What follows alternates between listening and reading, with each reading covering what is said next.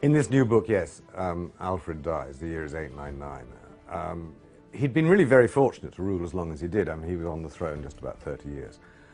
Died just short of, I think, the 30th anniversary of his reign. But he'd been sick all his life. And, you know, with a life expectancy back then, which is pretty short, he's lived to be almost 50.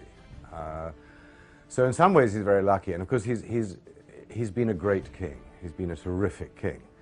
And once you've had somebody like Alfred on the throne for almost 30 years, it's going to throw the kingdom, and indeed the whole island of Britain, into chaos when he dies. So yes, the new book is about the death of Alfred and what follows.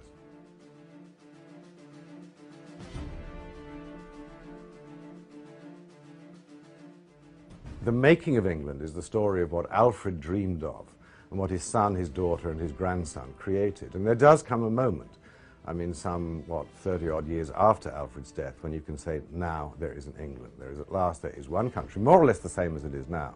The northern frontier would have been a bit different. But it is one country under one king and one government. And I think that's a story that's worth knowing, and I think we ought to know it. But for some reason, I think it's the way history is taught. Everyone seems to think that British or English history begins in 1066.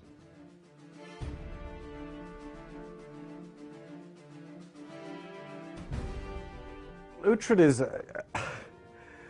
I'm very fond of Uhtred. He existed. I mean, there was somebody called Uhtred who was alive in this period. I'm sure he was absolutely nothing like my hero, absolutely nothing.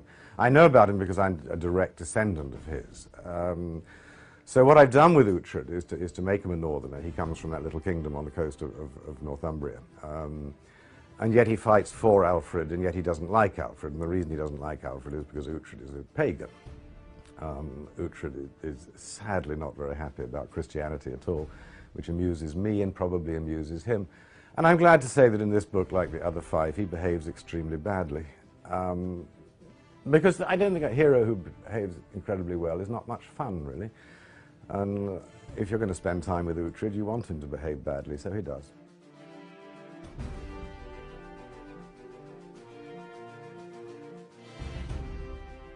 At a time when feminist historians, I think quite rightly, are trying to draw, famous women back out from under the shadow of patrimony, it seems to me very strange that Ethelflaed, who plays such a huge part in the making of England, has been so forgotten. And she obviously was a formidable lady.